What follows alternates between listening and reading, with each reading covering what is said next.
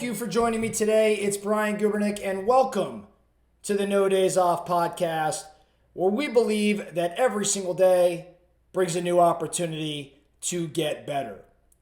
Today, we're going to get better at mindset, at mental health, and we're going to do that by talking about chaos, or I should say, our potential addiction to chaos. Today's discussion is actually not content of my own. I'm borrowing it from my business partner and good friend, Ben Kinney. For many of you listening today, this may be a review of something Ben taught about 5 weeks ago or so. But I was thinking about Ben's lessons around addiction to chaos and just felt it would be very, very prudent to share that information with our No Days Off audience. So let's get into this conversation around addiction to chaos. First, let's talk around negative and positive addiction. Okay, workaholism, procrastination, perfectionism, social media, gossip, seeking approval of those around you. These are all forms of chaos. They're all negative addictions. Being a workaholic, while it's a point of pride, especially in the U.S., recognize that addiction, the addiction to work, workaholism, while it may push a project forward, it could potentially push your life backwards. Now, positive addictions, as long as they're not overly extreme, would be things like exercise, learning, healthy eating, meditation, personal development, maybe a positive addiction to productivity. These are great, dare I say, addictions. These are positive addictions. These are not the chaos type. But I want to focus on this addiction to chaos. Ben shared, don't mistake chaos for passion. True passion thrives in stability and purpose. So before I move forward, I'm already going to ask you the first focusing question. Are there places in your life right now where you're mistaking chaos for passion? You think you're passionate. You think it's the passion that's fueling you. But maybe it's an addiction to chaos. Recognize that true passion thrives in stability and purpose. Being addicted to chaos actually refers to a psychological pattern where an individual becomes habituated to or seeks out situations that are filled with turmoil, conflict, and unpredictability. It's a pretty powerful description of chaos addiction, a psychological pattern where an individual becomes habituated to or seeks out situations that are tumultuous, that bring about conflict, that are unpredictable. Focusing question number 2. Have you ever sought out an environment or a situation filled with turmoil or conflict? Have you found yourself gravitate towards environments like that? If you haven't, can you think of somebody in your life right now that seems to always find their way into turmoil and unpredictability?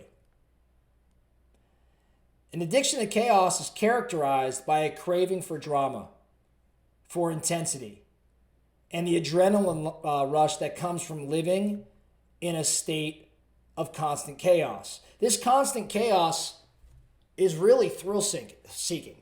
Like that's what we're really talking about here, seeking thrills. And thrill seeking, those addicted to chaos often have a strong desire for excitement and stimulation.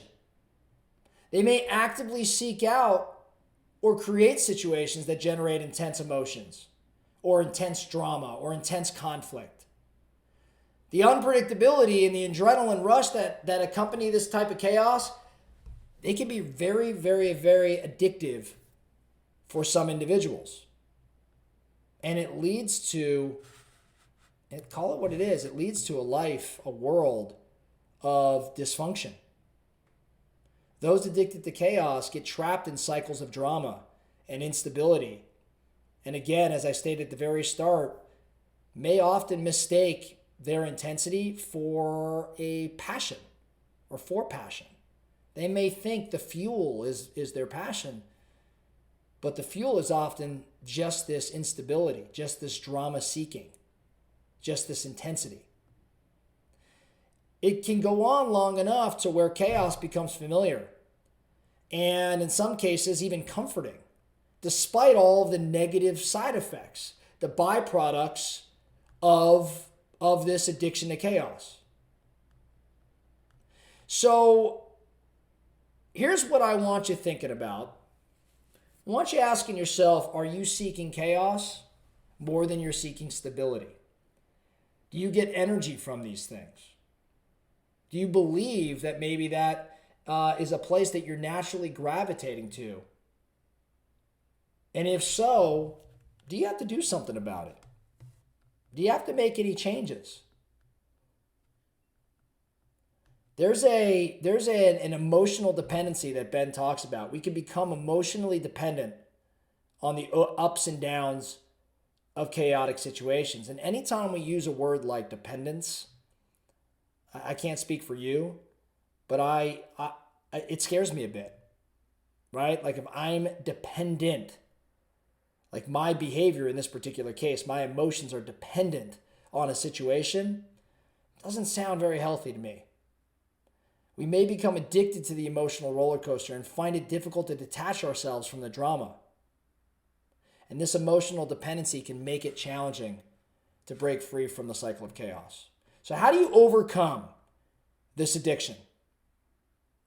The quote Ben incorporated into his presentation, true power lies not in chaos, but in the ability to find order amidst the chaos. So how do you counteract or overcome this addiction to chaos? Well, first you got to recognize the pattern. That's always the case. The first step is to become aware. You got to know that you're actually addicted. And given what I just defined as an addiction to chaos or what that entails, you should be really clear at this very moment around whether in fact you are addicted to chaos. And you've got to acknowledge that there's a negative impact on your life by being addicted.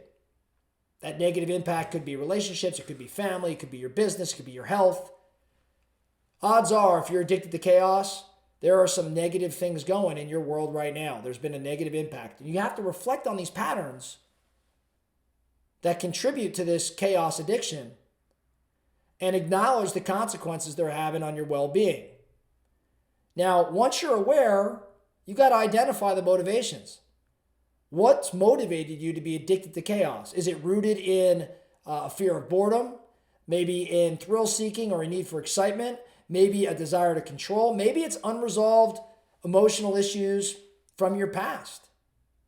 But you got to identify the motivations and then cultivate a sense of self-awareness. You got to pay attention to your thoughts. You got to pay attention to your emotions and your behaviors. Things like mindfulness practice, which could be meditation, or maybe it's going on a long run without headphones in and just thinking. These can help you observe your reactions. But this awareness will enable you to make very conscious choices and break from the addiction.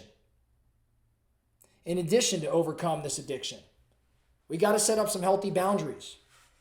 We got to set clear boundaries in our relationships and our interactions and protect ourselves from unnecessary chaos. Maybe we have to incorporate some degree of accountability or an accountability buddy of sorts that can be aware, a person in our world that can, elbow us if in fact they see us gravitating towards chaos, so that we can protect ourselves, so we can stop ourselves, so we can curb our behavior. We've got to learn how to say no when necessary and prioritize our own well-being. And of course, on the journey to doing that, as we talk about quite often at No Days Off, we've got to surround ourselves with people who support stability and positivity, rather than those that bring chaos and drama into their own worlds, and a byproduct of that is bringing chaos and drama into your world.